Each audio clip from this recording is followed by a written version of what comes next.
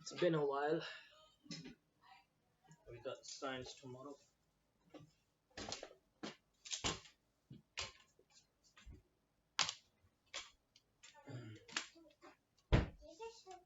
Get out of my room and don't come back. Chucky. Chucky. Chucky. Chucky.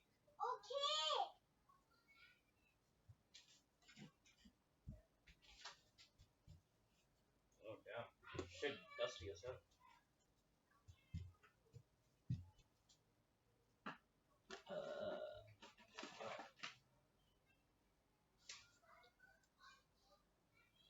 No. Invisible. Okay. Should have the background.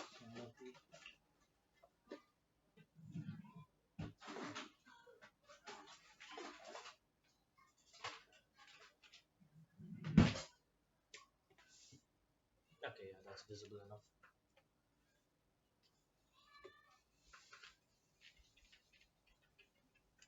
Okay. Right. So I'll just explain heredity in the simplest way possible. Like the entire chapter, I'm gonna explain it. So let me just get a textbook. So what is heredity? Well, heredity is a very it's the reason you look like your father and your mother. Okay. Heredity basically is the transfer of genes from parent to offspring. Or for the exam, if they ask define heredity, it is the transmission of characteristics from parents to offsprings. Okay. The transmission of characteristics from parents to offsprings is called heredity. If the camera quality is a bit bad, my phone's dead, so you know. Anyway,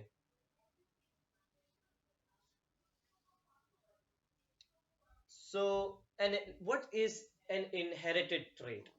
Well, imagine this: your father, okay, let's say your father has eyes that are red, and your mom has eyes that are blue. You are born with eyes that are red. You inherited that trait from your father and your mother. And let me explain how. So, yes, you inherited the phenotype. What is a phenotype? A phenotype is basically characteristics that are expressed outwards. Basically, uh, characteristics that show outwards. Like the way my skin tone is black or darkish, that's my phenotype. Phenotypes are easily seen. Basically, if you know a person's parents and you know a person themselves, you can guess their genotype based off of their phenotype alone. I'll get to that in a minute. Okay. So, a phenotype is characteristics that are expressed outward. What did I tell you, Chucky? You're not going to find shit. Okay. So now, if you were to see your father's genotype, see, let's say the red color is dominant. Now, what is a dominant trait? A dominant trait is one that we express in a capital letter, and a recessive trait is one we express in a smaller letter. See, the dominant trait, if paired with a recessive trait, the dominant trait will take over the phenotype. So, for example, let's say for your eyes, you have RR, capital R, small r. So your eyes won't be a mixture of, you know, red and blue. Instead, they will only show red because a dominant trait will show more priority over the recessive trait. If, for example, so a recessive trait can only be shown if both alleles, which are, both traits, both this is one allele and this is one allele. Alleles are always in pairs within DNA. So if both alleles are recessive, then only will the recessive character be shown in the phenotype. So if the genotype is both being recessive, then the phenotype will show us the recessive trait. But if even one of the alleles in the genotype is dominant, then the entire phenotype will be dominant, will show only the dominant trait. Okay, so now let's say his father had uh, red eyes, and he had two genes of red eyes. Okay, now this is an allele and this is an allele. He has two alleles of red eyes. And now let's say his mom, since his mom has the recessive trait, we already know that RR and small r, which is the blue color in this scenario. Okay, no, I feel like people will get confused with this. So instead of saying red eyes, let's take brown and blue eyes. Okay, so capital B is for brown and small b is for blue. So capital B, small b, small b. So your mom has both blue eyes. So that trait is the recessive trait. So since your mom's phenotype shows the recessive characteristic, we already know that the genotype will both be recessive. And over here, we see that your father, now, since your dad has the dominant trait, there is the possibility that it could be BB, capital B, or capital B, small b. Why is this? It's because even if one of the alleles in the genotype is dominant, the phenotype will only show the dominant trait. So let's assume we already know your father's genotype, which is BB. And your mom's genotype, we derived that it is small b, small b. Now if they were to cross, if they were to cross,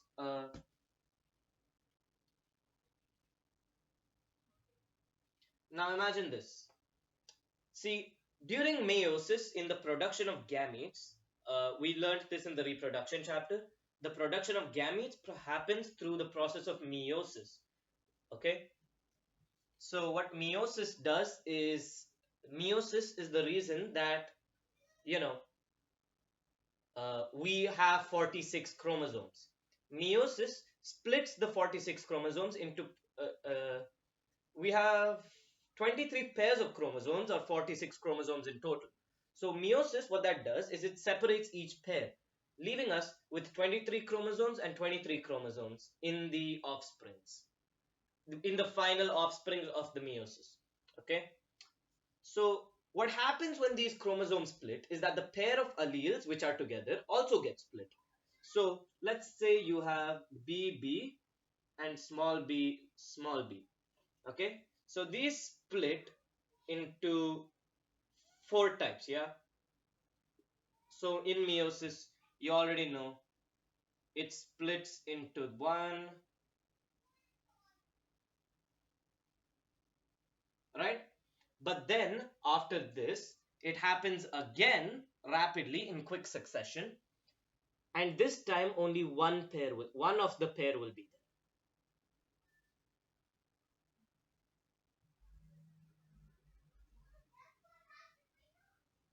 Okay, now this time only one of the pair will be there.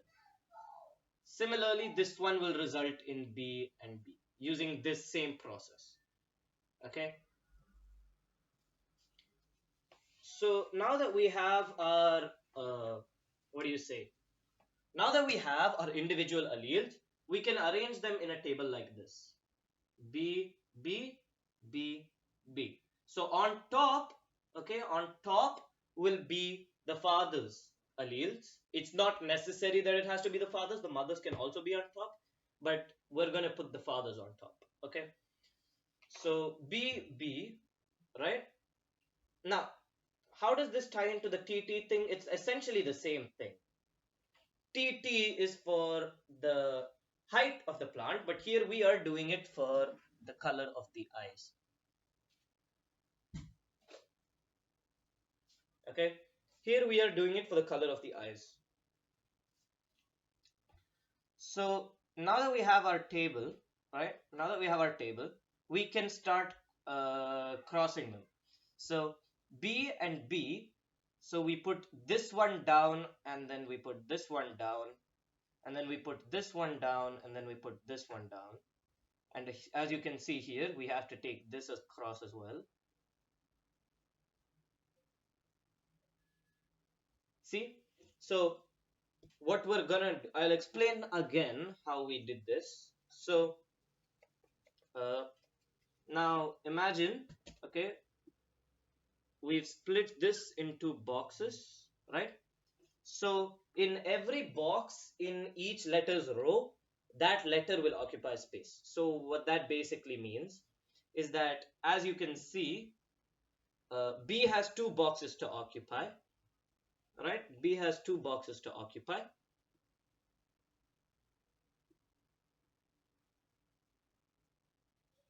B has two boxes to occupy over here. So we're gonna put the capital B here. We're also gonna do the same for this one, as because these are on top, they will take up the whole column, right? They will take the whole column, and we will put that letter in the column. Same goes for here. We put it in the column, and the same thing we do for the rows. So we put that right next to this, right there, like that. Okay. And now we see that all of these are the same. So the cross between your father and your mother results in you always having brown eyes. So the genotypic ratio is 4. 1 is to 1 is to 1 is to 1. It's not 4, it's 100%. The genotypic ratio, you will 100% be capital B, small b. And since capital B is a dominant trait, it takes over the phenotype will be brown eyes, the brown eyes characteristic. Okay. So now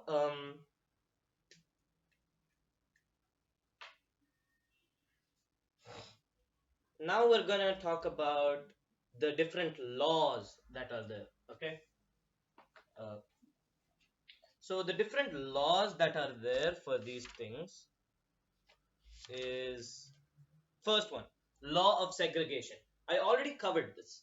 So in meiosis, I talked about how the pair of alleles, as in 46 chromosomes, there are 23 pairs. Essentially, if this is one chromosome, the right next to it is another. And basically, this repeats on until it's 23 pairs or 46 total chromosomes. Okay?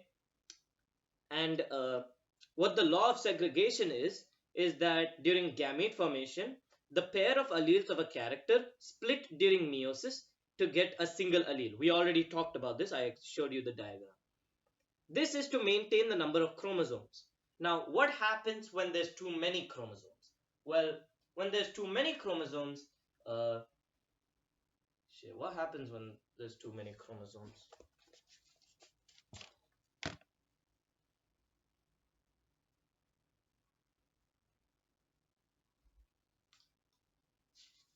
Hmm.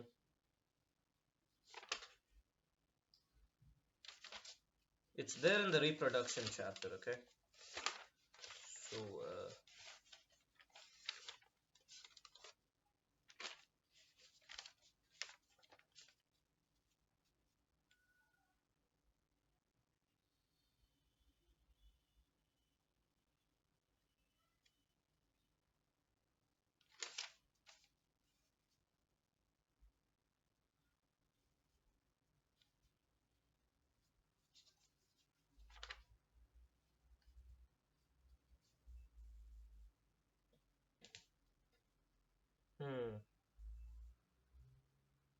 where is that?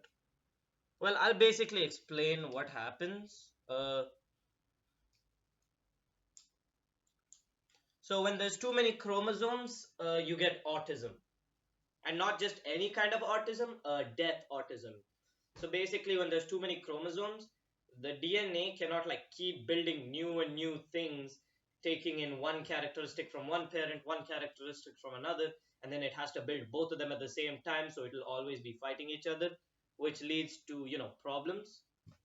So yeah.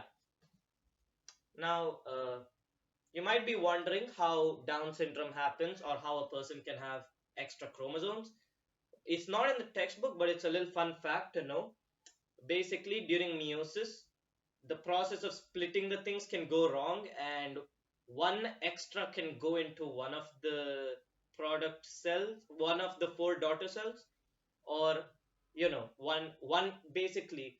So you have the two mothers, you have the mother, then you have this one, and then you have this one, and then you have this, and then you have that. Yeah.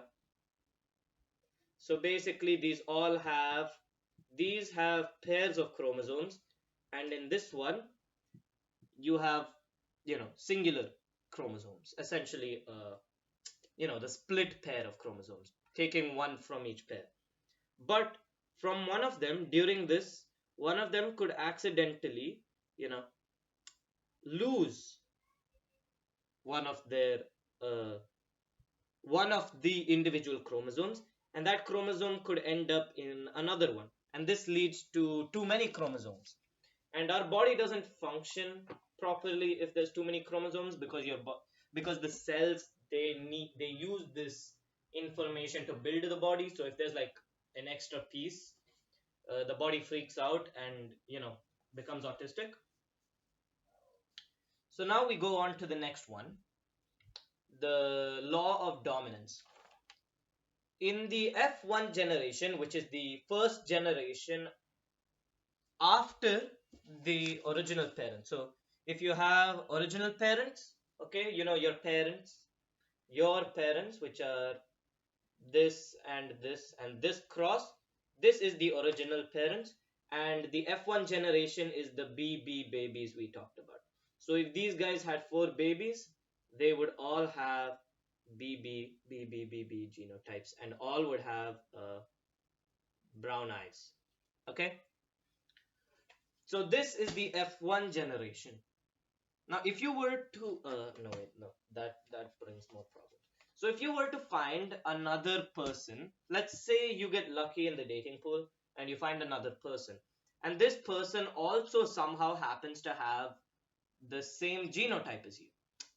Okay, so they also have brown eyes, but their genotype has one dominant and one recessive. See, when these two characteristics are different, they're called heterozygous, or they are not the same. Hetero means the opposite. So it's hetero means the opposite. So you take, this one is the dominant and this one is the recessive. When both are the same, this is called homozygous, as in the same pair. Zygous means pair. Okay, so this is different opposite pairs, as in a pair of opposites, and homozygous is a pair of the sames. So if you were to cross this, let's build the table again. B, B, this is your traits, and your wife's traits, which are B, B. So let's take this. Okay, let's take this. So now we put this one in each of the columns below it, and same for this one.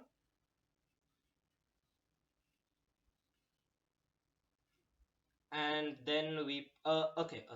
Quick tip, putting the small letter first in the exam, even though it's still kind of correct, you will lose marks because the capital letter always needs to come first.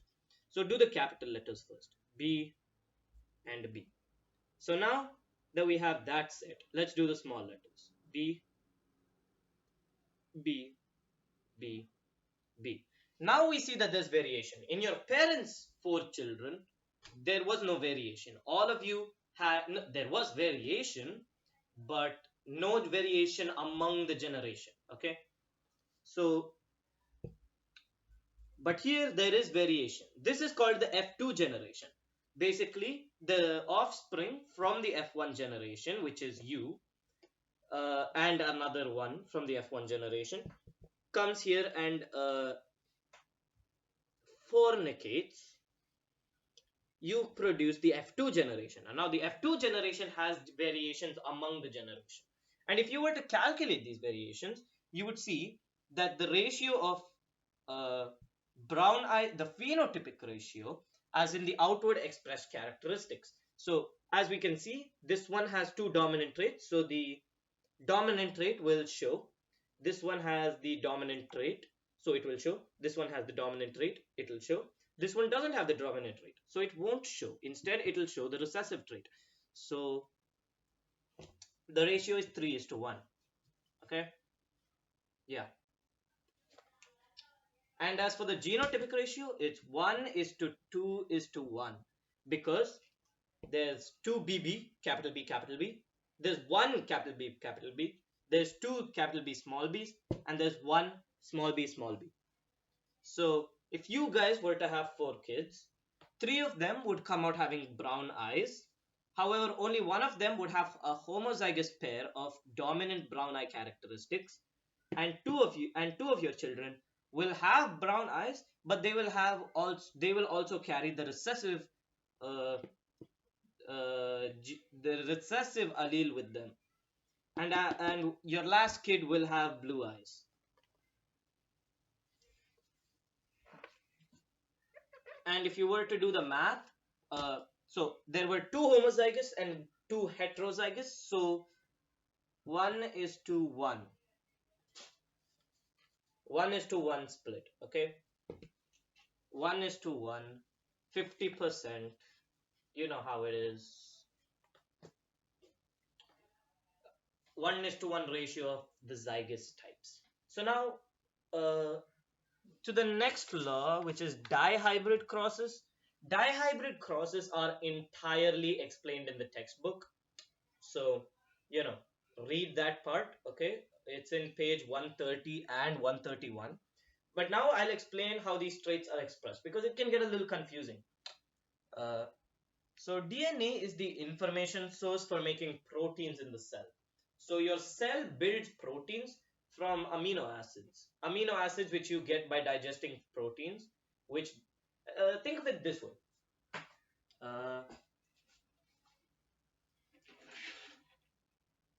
You build a Lego set. Now, after a while, imagine this. So this is a pre-built Lego set that you got. Okay, so you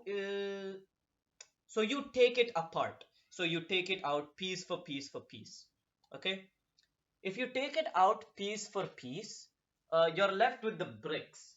That is essentially how the that is how you take in food and break it down to amino acids. The amino acids are like the building blocks. Okay, so now that you have the building blocks,